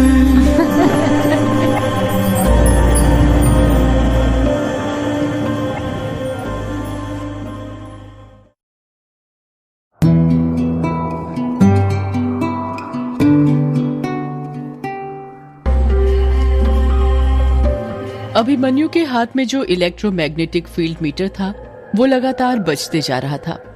उसकी आवाज धीरे धीरे तेज होती जा रही थी। युग इलेक्ट्रोमैग्नेटिक फील्ड मीटर को देखते हुए कहता है, यार ये इतना आवाज क्यों कर रहा है? तो इसे बंद क्यों नहीं करता, वरना जंगली जानवर जाग जाएंगे और यदि वो जाग गए तो भूत प्रेत हमें मारे या ना मारे, लेकिन वो हमें जरूर मार डालेंगे। अभिमन्यु चिढ़ते हुए युग से कहता है, युग तू तो ऐसे बोल रहा है जैसे मैं ये सब जानबूझकर कर रहा हूँ। ये डिवाइस अपने आप ही बजता है और वो भी तब जब आपके आसपास कोई पैरानॉर्मल एक्टिविटी हो रही हो। मतलब ये है कि हमारे आसपास जरूर कोई ना कोई अदृश्य शक्ति है। अभिमन्यु उस इलेक्ट्रोमैग्नेटिक फील्ड मीटर को चारों तरफ घुमाने लग जाता है और जिस डायरेक्शन में इलेक्ट्रोमैग्नेटिक फील्ड मीटर से ज्यादा आवाज आ रही थी उस ओर जाने लग जाता है। युग अभिमन्यु को रोकते हुए कहता है, कहाँ जा रहा है तू? अभिमन्यु बांस के पेड़ से निकलते हुए कहता है, भूत को पकड़ने। चल जल्दी से मेरे पीछे आजा। बहुत हंस रहा था ना तू मुझ पर, चल आजा, आज तुझे भूत दिखाता हूँ। अरे मैं तो युग अपनी बात पूरी कर पाता उससे पहले ही अभिमन्यु वहाँ से चला जाता है। युग भी अपना सामान उठाता है और अभिमन्यु के पीछे पीछे जाने लगता है। इलेक्ट्रोमैग्नेटिक फील्ड मीटर से आ रही आवाज का पीछा करते करते युग और अभिमन्यु दोनों ने काला झाड़ी जंगल पार कर लिया था और वो किश्नोई नदी के पास पहुंच गए थे। अभिमन्यु इलेक्ट्रोमैग्नेटिक फील्ड मीटर को हवा में लेफ्ट राइट करते हुए कहता है, आवाज तो यहीं से आ रही है, मतलब भूत यहीं कहीं है हमारे आसपास। युग चिढ़ते हुए कहता है, ये क्या बोल रहा है अभिमन्यु तू? ये भूत वूत कुछ नहीं होते, छोड़िए तेरी मशीन। युग तू 2 मिनट चुप रहेगा? मुझे अपना काम करने दे, समझा? डिस्टर्ब मत कर, हम लोग भूत के बहुत करीब हैं। देखना आज मैं उसे पकड़ ही लूंगा। अभिमन्यु इलेक्ट्रोमैग्नेटिक फील्ड मीटर को लेकर किश्नोई नदी के शुरुआती किनारे तक पहुंच गया था। नदी शांत लहरों के साथ बह रही थी जिसमें घुटनों तक पानी था। चांद की चांदनी नदी के पानी पर छाई हुई थी। जैसे ही अभिमन्यु इलेक्ट्रोमैग्नेटिक फील्ड मीटर लेकर नदी में अपना पहला कदम रखता है, इलेक्ट्रोमैग्नेटिक फील्ड मीटर बजना अपने आप बंद हो जाता है। अभिमन्यु और युग दोनों शॉक्ड हो जाते हैं और सोचने लग जाते हैं कि अचानक से इलेक्ट्रोमैग्नेटिक फील्ड बंद कैसे हो गया। वातावरण में अचानक से शांति छा गई थी। अभिमन्यु इलेक्ट्रोमैग्नेटिक फील्ड मीटर को अपने हाथ से ठोकते हुए कहता है, अरे ये क्या, इसमें से आवाज क्यों नहीं आ रही है? कहीं ये खराब तो नहीं हो गया? युग नदी के बाहर ही खड़ा हुआ था। वो वहीं से अभिमन्यु को ताना मारते हुए कहता है, खराब तो तब होगा ना जब ये सही होगा। इतना घटिया तो है तेरा ये डिवाइस। क्या नाम बताया था तूने? हाँ, इलेक्ट्रोमैग्नेटिक फील्ड मीटर। तुझे पता है इसने आवाज करना बंद क्यों कर दिया? अभिमन्यु उदासी के साथ पूछता है। क्यों? क्योंकि शायद तुझे पता नहीं है, इलेक्ट्रोमैग्नेटिक फील्ड का एटमॉस्फेयर पर फर्क पड़ता है। मतलब ये कि जब वातावरण चेंज होता है तो मैग्नेटिक फील्ड भी चेंज होता है, जिस कारण जब हम जंगल से यहाँ तक आए तो इसने यहाँ पर आकर आवाज करना बंद कर दिया, क्योंकि जंगल के अंदर के एटमॉस्फेयर में और नदी के पास के एटमॉस्फेयर में बहुत डिफरेंस है। तुझे कैसे पता ये सब? इलेक्ट्रॉनिक एंड इलेक्ट्रिकल इंजीनियर हूँ बेटा, इतना तो पता ही होगा। तेरी तरह झोला छाप पैरानॉर्मल एक्टिविटी एक्सपर्ट नहीं हूँ। मैं नहीं मानता, मुझे तो लगता है कि मेरा ये डिवाइस हमें बिल्कुल सही जगह पर लाया है। युग अभिमन्यु को घूरते हुए कहता है, और तुझे ऐसा क्यों लगता है? इसके 2 कारण हैं। पहला कारण ये कि जब हम जंगल से यहाँ नदी तक आए तो उस बीच भी एटमॉस्फेयर चेंज हुआ होगा, तब ये बंद क्यों नहीं हुआ? यहाँ नदी पर आकर ही बंद क्यों हुआ? युग हैरानी के साथ पूछता है। और दूसरा कारण ये है कि आज से 13 साल पहले यक्षिणी हर पूर्णिमा और अमावस्या की रात किश्नोई नदी पार करने वाले मर्दों के साथ संभोग करके उनके दिल का खून पीकर उन्हें मार देती थी। युग शॉक्ड होते हुए कहता है, तो ये कहानी तुझे भी पता है? ये कहानी नहीं, हकीकत है। और ये बात बंगला मुडा और रोंका मुचा गांव के बच्चे बच्चे को पता है, समझा? छोड़ ये सब। तो हाँ, क्या बता रहा था मैं कि देख, यक्षिणी मर्दों के साथ संभोग करके उन्हें मार देती थी, यहीं पर, इसी नदी के पास। तो उनकी आत्मा भी यहाँ भटक ही रही होगी ना, समझा? इसलिए तो मेरा ये डिवाइस यहाँ पर आकर बंद हो गया। युग घूरते हुए अभिमन्यु से पूछता है, तू ये यक्षिणी भूत प्रेत डैन पर भरोसा करता है? हाँ करता हूँ। क्यों, तू नहीं करता? नहीं। अभिमन्यु युग के पास जाते हुए कहता है, तो फिर गले में ये काली माँ का लॉकेट क्यों पहना हुआ है? युग के गले में काली माँ का लॉकेट था जिसमें उन्होंने रौद्र रूप धारण किया हुआ था और उनके पैरों पर भगवान शिव थे। युग उस लॉकेट को हाथ लगाते हुए कहता है, ये लॉकेट माँ ने मुझे दिया था, उन्हीं की याद में पहनता हूँ। अब वो तो है नहीं, इसलिए। युग अपनी बात पूरी करता उससे पहले ही अभिमन्यु कहता है, कुछ भी हो पर भरोसा तो करता है ना, भले ही माँ के कारण क्यों ना। तो फिर भूतों पर भी भरोसा करना सीख जा। पर जो चीज दिखाई नहीं देती उस पर विश्वास कैसे करूं? दिखते तो हमें भगवान भी नहीं है, पर फिर भी हम उन पर विश्वास करते हैं ना। तुझे पता है ये जो भूत होते हैं ये हर वक्त हमारे साथ रहते हैं, हमारे साथ खाते हैं, सोते हैं, उठते हैं, बैठते हैं, सब काम करते हैं, पर ये हमें दिखाई नहीं देते। पता है क्यों? क्योंकि इनके पास भी भगवानों की तरह शक्तियां होती हैं, शैतानी शक्तियां। भगवान और भूत दोनों एक ही सिक्के के दो पहलू हैं। देख, दोनों की हिंदी और इंग्लिश के शुरुआती अक्षर भ और जी से ही स्टार्ट होते हैं। चाहे फिर वो इंग्लिश का घोस्ट हो और गॉड हो या फिर हिंदी का भूत और भगवान। तू तो सही में इंटेलिजेंट वाली बातें करने लग गया यार। तुझे ये सब बातें कैसे पता? तेरे पापा ने बताई। युग हैरानी के साथ पूछता है, क्या कहा? मेरे पापा ने बताई है? पर कब? यार उनकी किताबों में लिखा है ये सब। तूने उनकी किताबें नहीं पढ़ी क्या? क्या तो लिखते थे यार, वो रोंगटे खड़े हो जाते थे पढ़ते पढ़ते। युग उदास होते हुए कहता है, नहीं मैंने नहीं पढ़ी। वैसे भी वो सब बस कहानियां हैं और कुछ नहीं। वो कहानी नहीं है युग। तुझे पता है एक लेखक वही लिखता है जो उसकी जिंदगी में घटित होता है। हो सकता है ये सब तेरे पापा के साथ हुआ हो। यार देख, मुझे मेरे पापा के बारे में बात नहीं करनी। मैं बहुत थक गया हूँ, मुझे अभी आराम करना है, इसलिए मैं घर ग्रेवयार्ड कोठी जाना चाहता हूँ। पर तू इतनी रात में ग्रेवयार्ड कोठी क्यों जा रहा है? तू तेरे रिश्तेदारों के घर रोंका मुचा गांव जाना। मुझे उनके पास नहीं जाना। क्यों? युग अभिमन्यु के सवाल का कुछ जवाब नहीं देता है। अभिमन्यु युग के कंधों पर हाथ रखते हुए कहता है, तू अभी भी उनसे नाराज है क्या? नाराजगी किस बात की? नाराज तो हम उनसे होते हैं जो हमारे अपने होते हैं, और वो मेरे अपने थोड़ी हैं। यार ऐसा मत बोल। यार अभिमन्यु छोड़ न तू ये सब और जाने दे मुझे। अरे ऐसे कैसे? एक काम करता हूँ, मैं भी तेरे साथ चलता हूँ। सुना है यक्षिणी के 2 ठिकाने थे, पहला किश्नोई नदी और दूसरा ग्रेवयार्ड कोठी। तुझे कैसे पता ये बात? मुझे तो बहुत कुछ पता है यक्षिणी के बारे में। आखिर ऐसे ही थोड़ी सर्टिफाइड पैरानॉर्मल एक्टिविटी एक्सपर्ट बना हूँ मैं। यार बातें करना छोड़ और चल जल्दी, अब जाकर सीधे सोना है मुझे। वैसे अच्छा हुआ तू मिल गया मुझे, मैं तो रास्ता ही भूल गया था। रास्ता ही तो दिखाने आया हूँ मैं तुझे। क्या बोला? कुछ नहीं। वो देख, वो रही तेरी ग्रेवयार्ड कोठी। अभिमन्यु ने अपने हाथ से राइट साइड की ओर इशारा करते हुए कहा। जिस ओर अभिमन्यु ने इशारा किया था, जब युग उस तरफ देखता है तो वो देखता है कि ग्रेवयार्ड कोठी का ऊपरी सिरा नदी से साफ साफ दिख रहा था। ग्रेवयार्ड कोठी ऊपरी सतह पर बनी थी, जिस कारण उसका गुंबद देखा जा सकता था। ग्रेवयार्ड कोठी नदी से करीब 600-700 मीटर दूर थी। ग्रेवयार्ड कोठी के ऊपर काले काले बादल मंडरा रहे थे, जिन्हें देखकर ऐसा लग रहा था कि वो काली शक्तियां थी जो युग के आने का वहां पर इंतजार कर रही थी। युग और अभिमन्यु पैदल पैदल ग्रेवयार्ड कोठी की तरफ जाने लगते हैं। कुछ ही देर चलने के बाद वो दोनों ग्रेवयार्ड कोठी के पास पहुंच जाते हैं। ग्रेवयार्ड कोठी खेतों के एकदम बीच में बनी हुई थी। आसपास दूर दूर तक कोई घर नहीं था। ग्रेवयार्ड कोठी के पास करीब 2 हेक्टेयर जमीन थी जो खाली पड़ी हुई थी। ग्रेवयार्ड कोठी 2 मंजिला थी, जिसमें बाहर से खिड़कियां देखने से लग रहा था कि करीब 50 से 60 कमरे होंगे। कोठी में ग्रे कलर किया गया था। अभिमन्यु ग्रेवयार्ड कोठी को देखते हुए कहता है, यार ये तो किसी फिल्म की हॉरर कोठी जैसी लग रही है। देख, कोठी के ऊपर काले बादल भी कैसे मंडरा रहे हैं। युग चिढ़ते हुए कहता है, यार ये फिल्मों की नहीं, मेरे पूर्वजों की कोठी है जो उन्होंने अंग्रेजों से खरीदी थी। हाँ पता है मुझे, मैंने डिटेल्स निकाली थी इस कोठी की। ये अंग्रेज लोग भी ना बड़े कमाल के थे। कैसे? तुझे पता है ये कोठी कब और क्यों बनाई गई थी?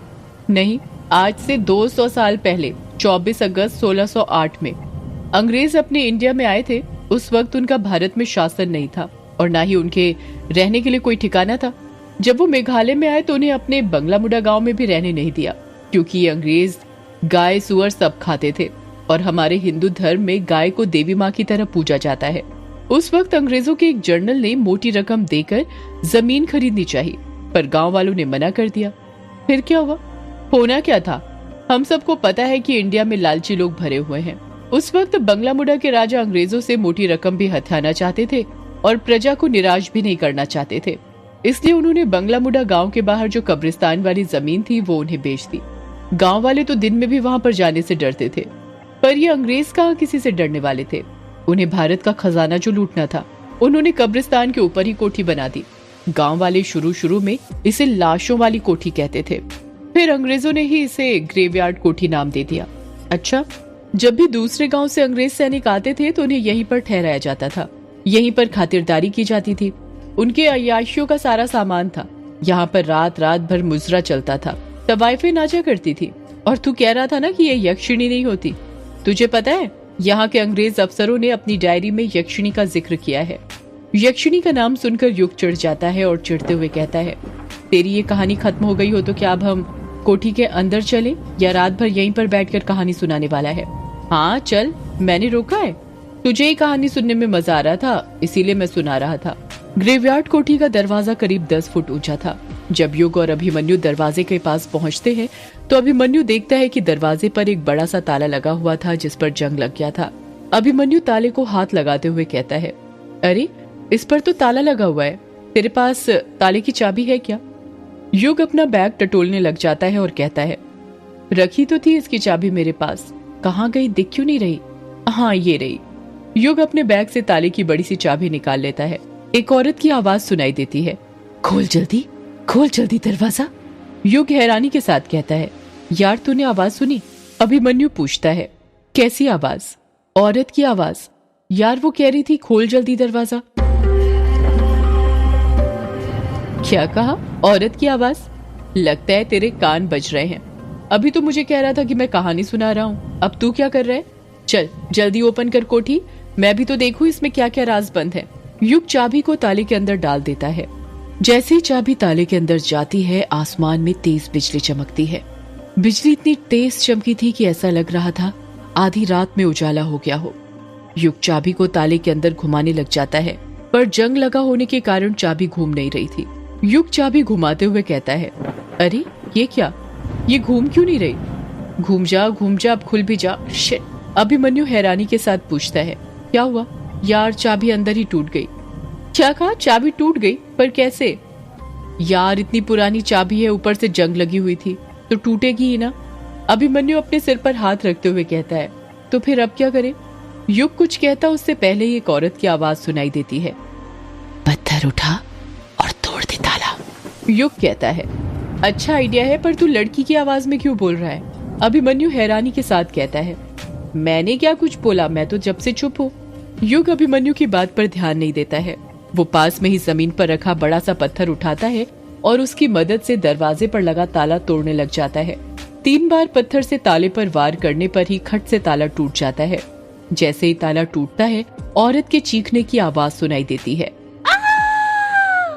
युग कुंडी खोलकर दरवाजे को अपने हाथों से धक्का देने लग जाता है, पर दरवाजा इतना भारी था कि उस अकेले से धक्का नहीं दिया जा रहा था, इसलिए अभिमन्यु भी उसकी मदद करने लग जाता है। अभिमन्यु और युग अपनी पूरी ताकत लगाकर दरवाजा खोल देते हैं। जैसे ही दरवाजा खुलता है, धड़धड़ाते हुए जोरों से बारिश होने लग जाती है। दरवाजा खुलते ही एक औरत की फिर चीखने की आवाज सुनाई देती है। युग डरते हुए कहता है, कौन है? कोठी के अंदर से औरत की आवाज सुनाई देती है, मैं यक्षिणी, तेरी मौत। सदियों से है पुरानी ये है यक्षिणी की कहानी। यक्षिणी एक आग है, यक्षिणी तेरा ख्वाब है।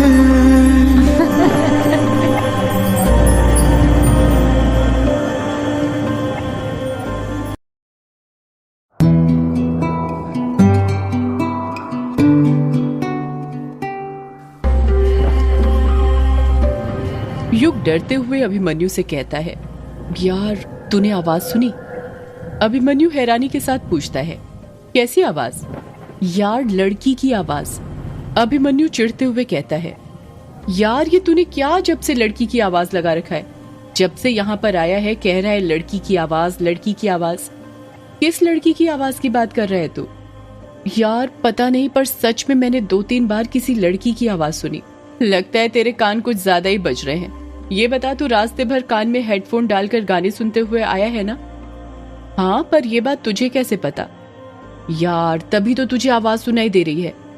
होता क्या है ना, जब भी हम 3-4 घंटे तक लगातार गाने सुनते हैं तो उनके बोल हमें याद रह जाते हैं और वही बोल हमारे कानों में गूंजने लग जाते हैं।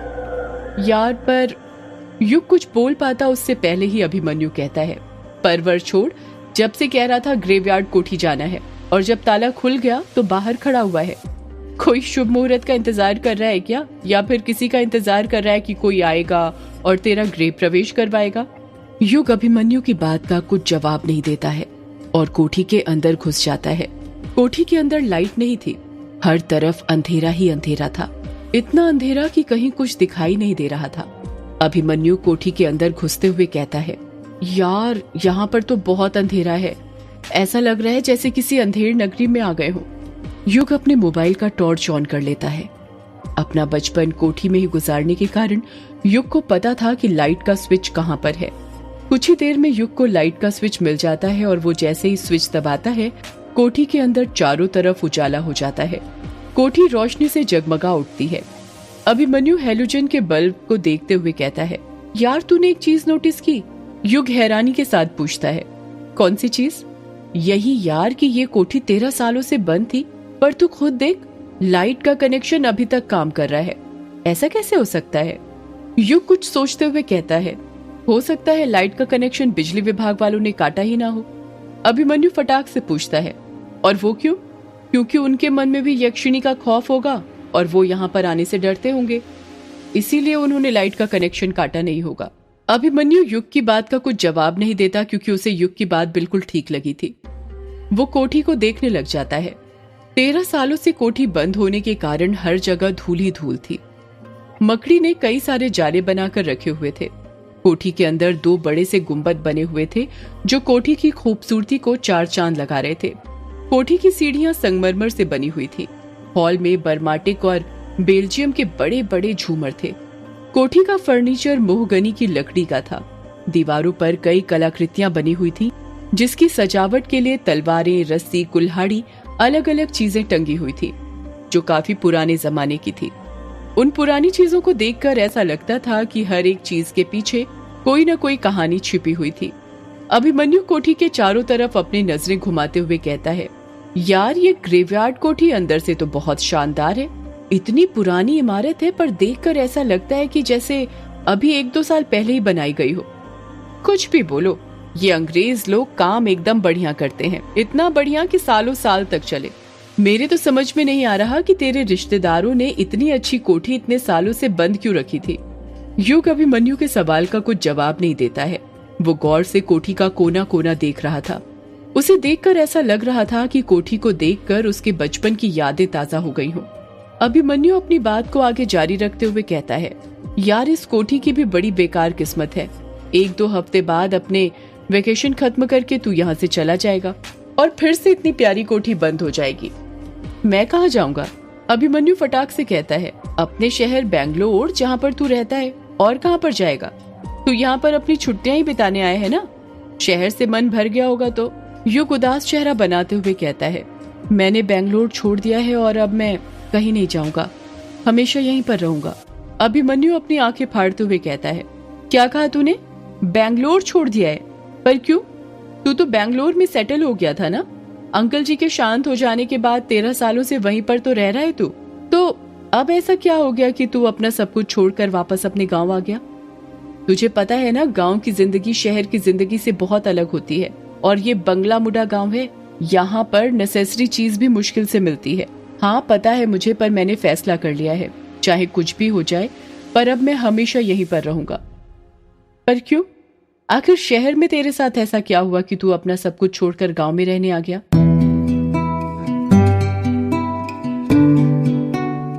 यार अभिमन्यु देख, अभी ना मेरा तुझे कुछ भी बताने का बिल्कुल मूड नहीं है। मेरा सिर बहुत तेज दर्द हो रहा है।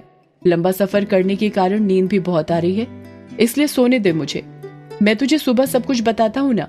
अभिमन्यु युग की हालत समझ जाता है और उदास चेहरा बनाते हुए कहता है, हाँ चल ठीक है, पर तू सोएगा कहाँ? कोठी में तो सब जगह धूल जमी हुई है, इतनी धूल पर सोएगा क्या? अभिमन्यु ने डाइनिंग टेबल पर फूंक मारते हुए कहा। युग अपने आसपास देखते हुए कहता है, लगता है कल सुबह उठकर सबसे पहले सफाई करनी पड़ेगी। खैर, रात गुजारने के लिए मेरे बैग में 2 ब्लैंकेट रखे हुए हैं, एक तू ले ले, एक मैं ले लेता हूँ, वही बिछाकर सो जाएंगे, फिर सुबह कुछ न कुछ तो कर ही लेंगे। हाँ ठीक है। युग अपने बैग में से ब्लैंकेट निकालता है और दोनों उसे बिछाकर उस पर सो जाते हैं। चांदनी रात थी और युग एक लड़की के साथ नदी के किनारे बैठा हुआ था। छोटी छोटी लहरें बार बार उन दोनों के पैरों को स्पर्श कर रही थी। युग का चेहरा तो साफ दिख रहा था, पर लड़की का चेहरा क्लियर नहीं दिख रहा था। उस लड़की ने काले रंग की साड़ी पहनी हुई थी। उसने अपना सिर युग के कंधों पर रखा हुआ था। दोनों ही एक दूसरे से चिपक कर बैठे हुए थे।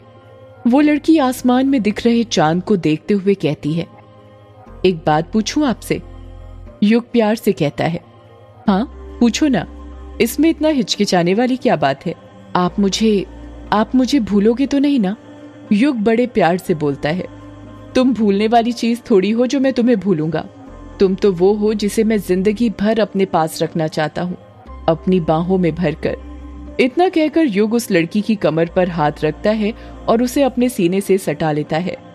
वो लड़की युग से दूर हटते हुए कहती है, कोई बातें बनाना तो आपसे सीखे। अच्छा चलिए ये बताइए, मैं आपके लिए क्या हूँ? क्या हूँ मतलब ये कि मैं आपकी जिंदगी में क्या अहमियत रखती हूँ। युग उस लड़की से मजाक करते हुए कहता है, तुम कुछ अहमियत नहीं रखती मेरी जिंदगी में। मेरी जिंदगी मुझसे है ना कि तुमसे। युग का जवाब सुनकर वो लड़की नाराज हो जाती है और मुंह फुलाते हुए कहती है, मतलब इतने दिनों से जो कुछ आप मेरे साथ कर रहे हैं वो सब दिखावा है। सब लड़के ना एक जैसे होते हैं। उन्हें लड़कियों से बस एक ही चीज चाहिए होती है और वो है उनका जिस्म। जहां आप लोगों का मतलब निकलता है, आप लोग हमसे मुंह फेर लेते हैं। इतना कहकर वो लड़की वहां से उठने लग जाती है। तभी युग उसका हाथ पकड़ते हुए कहता है, अरे तुम तो नाराज ही हो गई। मैं तो मजाक कर रहा था मेरी जान। तुम जानना चाहती थी ना कि मेरी जिंदगी में तुम्हारी क्या अहमियत है, तो अब गौर से सुनो। इतना कहकर युग उस लड़की को फिर से अपने पास बैठा लेता है और उसकी आंखों में देखते हुए कहता है, तुम मेरी जिंदगी की H2O हो। वो लड़की हैरानी के साथ कहती है, H2O हूँ? मतलब तुम मेरी जिंदगी का पानी हो जिसे पीकर मैं अपनी प्यास बुझाना चाहता हूँ। तुम मेरी जिंदगी की ऑक्सीजन हो जिसे मैं अपनी सांसों में भरकर जीना चाहता हूँ। इतना कहकर युग उस लड़की के करीब चला जाता है, इतने करीब कि अगर अब वो जरा सा भी आगे बढ़ता तो उसके होंठ उस लड़की के होंठ से टकरा जाते। वो लड़की एक लंबी आह भरते हुए कहती है, आप रुक क्यों गए? बोलते रहिए। तुम मेरी जिंदगी का वो हसीन ख्वाब हो जिसे मैं रोज देखता हूँ। तुम मेरी जिंदगी का वो सुकून हो जो मुझे तुम्हारी बाहों के सिवा कहीं और नहीं मिलता। तुम मेरी जिंदगी का वो हिस्सा हो जिसके बिना मैं कुछ नहीं। सच तो ये है कि मेरा तुम्हारे बिना कोई वजूद नहीं। युग को पता ही नहीं चल पाता कि कब बातें करते करते उसके होंठ उस लड़की के होंठों से टकरा जाते हैं। दोनों के होंठ चिपक गए थे, ठीक उसी तरह जिस तरह भंवरा फूल से चिपकता है। जब युग और वो लड़की एक दूसरे को स्पर्श करते हैं तो दोनों को अपने अपने बदन में एक कपकपी सी होती है और दोनों एक दूसरे को अपनी बाहों में भर लेते हैं। वो दोनों कब रेत पर लौट जाते हैं उन्हें पता ही नहीं चलता। उस लड़की की काली साड़ी में युग पूरी तरह गूंथ चुका था। कोई इस बात का अंदाजा ही नहीं लगा सकता था कि उस लड़की ने साड़ी भी पहनी हुई थी। ऐसा लग रहा था जैसे वो साड़ी एक चादर हो जिसमें वो दोनों समाये हुए थे। उस लड़की के बदन का एक एक अंग युग के अंग के साथ स्पर्श हो रहा था।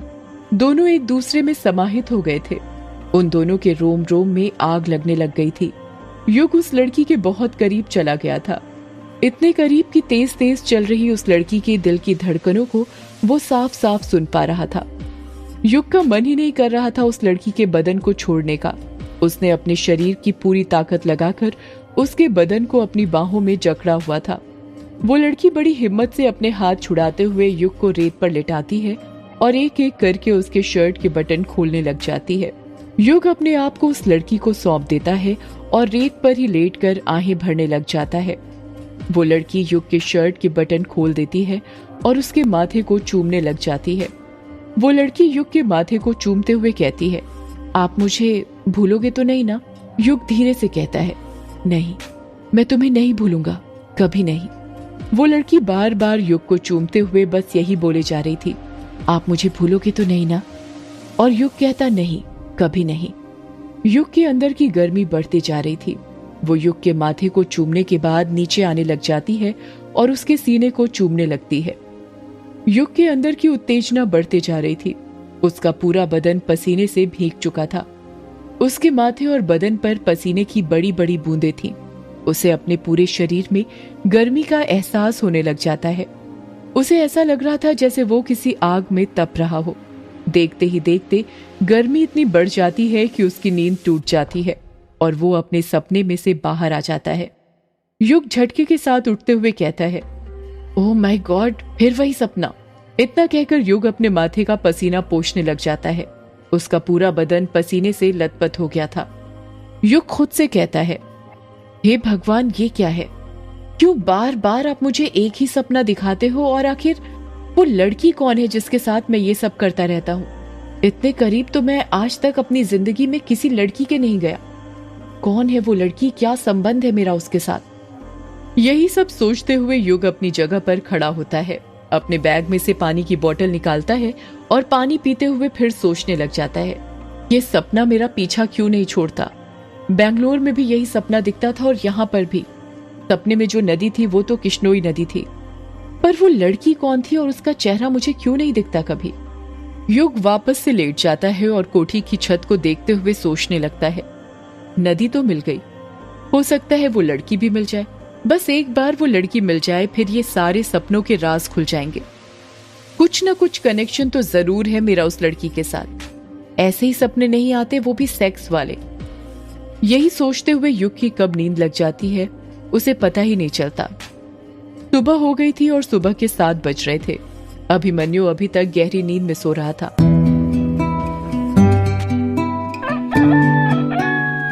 तभी मुर्गे के बाग देने की आवाज सुनाई देती है और अभिमन्यु की नींद खुल जाती है। अभिमन्यु उबासी लेते हुए अपनी आंख खोलता है और देखता है कि युग उससे पहले ही उठकर बैठा हुआ था और कुछ सोच रहा था। अभिमन्यु हैरानी के साथ कहता है, अरे युग, तू कब उठ गया और सुबह सुबह इतनी गहराई के साथ क्या सोचने लग गया? पहले तो युग के मन में आया कि वो उसे अपने सपने के बारे में बताया, पर फिर अगले ही पल उसने सोचा कहीं अभिमन्यु उसे पागल ना समझ ले, इसलिए उसने कहा, कुछ नहीं यार, बस ऐसे ही बैठा हुआ था। अभिमन्यु बात को बदलते हुए कहता है, वैसे तूने बताया नहीं। युग हैरानी के साथ पूछता है, क्या नहीं बताया? यही कि तूने बेंगलोर क्यों छोड़ दिया? तेरे यहाँ पर आने का मकसद क्या है? यार, मैंने बेंगलोर को नहीं छोड़ा, बल्कि बेंगलोर ने मुझे छोड़ दिया है। मतलब? मैं कुछ समझा नहीं, तू साफ साफ बताएगा क्या कहना चाहता है? मतलब ये कि मेरी बेंगलोर में जो जॉब थी वो चली गई। अभिमन्यु शॉक्ड होते हुए कहता है, क्या कहा? जॉब चली गई? पर कैसे? युग चुप रहता है, कुछ जवाब नहीं देता है। अभिमन्यु युग पर दबाव बनाते हुए पूछता है, अरे तू चुप क्यों है, बता ना, आखिर तेरी जॉब कैसे चली गई? युग लंबी सांस लेते हुए कहता है, मुझे कंपनी ज्वाइन किए हुए 1 साल ही हुआ था। सब कुछ ठीक चल रहा था, ऐसा लग रहा था कि लाइफ सेट हो गई और इसी कंपनी में फ्यूचर सेट हो जाएगा। पर जैसा हम सोचते हैं वैसा होता कहाँ है? होता भी कैसे? अगर जिंदगी में सब चीजें हमारे मुताबिक होने लगे तो उसे जिंदगी नहीं, कोई फिल्म की कहानी कहते हैं। अभिमन्यु बीच में ही युग को टोकते हुए कहता है, यार तू बातें घुमा मत, सीधे सीधे बता हुआ क्या था? युग अपनी बात को आगे जारी रखते हुए कहता है, सब कुछ ठीक ही चल रहा था कि तभी हम लोगों को बताया गया कि कंपनी लॉस में चल रही है, जिस कारण कंपनी के फाइनेंशियल कंडीशन खराब हो गई थी। फाइनेंशियल कंडीशन से उभरने के लिए कंपनी ने 50 एम्प्लॉयज को निकालने का फैसला किया था और जब लिस्ट आई तो उस लिस्ट में मेरा भी नाम था। पर ऐसे कैसे? तुझे कैसे निकाल दिया? तेरा तो कैंपस सिलेक्शन हुआ था ना, और पैकेज भी अच्छा था। हाँ, पर तुझे पता है मेरी फील्ड इलेक्ट्रिकल और इलेक्ट्रॉनिक्स की थी, पर साले काम कोडिंग का कराते थे, पूरा घिस कर रख देते थे, इतना परेशान करते थे कि आप खुद जॉब छोड़ दें या फिर खराब परफॉर्मेंस की वजह से आपको वो खुद निकाल दें। तुझे पता है ये कंपनी और कॉलेज वालों के बीच एक बहुत बड़ी सेटिंग होती है। क्या कहा? सेटिंग होती है? कैसी सेटिंग? देख, मैं बताता हूँ। कंपनियां हर साल कॉलेज में आती हैं, जिससे कॉलेज का नाम होता है और हर साल नए एडमिशन होते हैं। पर क्या कभी तूने ये सोचा है कि जो कंपनियां आती हैं और हर साल कभी 100 तो कभी 200 स्टूडेंट्स का सिलेक्शन करती हैं, उनको किन की जगह पर रखा जाता है? किन की जगह पर? उन एम्प्लॉयज की जगह पर जिनको पिछले साल कैंपस सिलेक्शन करके लाया गया था। यही सिलसिला चलता जाता है और कॉलेज और कंपनी वालों का धंधा चलता रहता है। पर साले ये नहीं सोचते कि जिनको उन्होंने जॉब से निकाल दिया उनका तो 1 साल खराब हो गया ना। वो तो इसी उम्मीद से थे कि अब पूरी जिंदगी उन्हें कंपनी के साथ काम करना है। चल ये सब तो ठीक है, इसमें कॉलेज और कंपनी वालों का दोष था, तेरी बात समझ रहा हूँ मैं। पर फिर तूने दूसरी कंपनी में कोई जॉब के लिए अप्लाई क्यों नहीं किया? ऐसा तो था नहीं कि दुनिया में बस एक ही कंपनी है और तू गवर्नमेंट जॉब के लिए भी तो ट्राई कर सकता था ना? तुझे क्या लगता है मैं बेवकूफ हूँ? पिछले 1.5 साल से दोनों जगह ट्राई ही तो कर रहा हूँ पर कुछ हो ही नहीं रहा। जॉब हलवा थोड़ी है कि यूं मिल जाए, मिलती भी है तो काम की नहीं मिलती, ऊपर से पेमेंट कम। मतलब ये कि तुझे जॉब से 1.5 साल पहले निकाल दिया गया है। हाँ, पिछले 1.5 साल से जॉब ढूंढ रहा हूँ और जॉब पाने के लिए कोचिंग भी ज्वाइन की पर कुछ काम नहीं आया, बल्कि उसी चक्कर में सारी सेविंग भी खत्म हो गई। हालत इतनी खराब हो गई कि बैंगलोर छोड़कर गांव आना पड़ा। लोग जॉब करने के लिए गांव छोड़कर शहर जाते हैं, पर तू पहला ऐसा शख्स है जो शहर छोड़कर गांव आया है। बता फिर क्या सोचा है? यहाँ गांव में आकर क्या करने वाला है तू? युग कुछ जवाब नहीं देता। अभिमन्यु युग पर दबाव बनाते हुए पूछता है, बता यार, यहाँ गांव में क्या करने वाला है? मैंने गांव में एक स्टार्टअप खोलने का फैसला किया है। कैसा स्टार्टअप? सदियों से है पुरानी, ये है यक्षिणी की कहानी।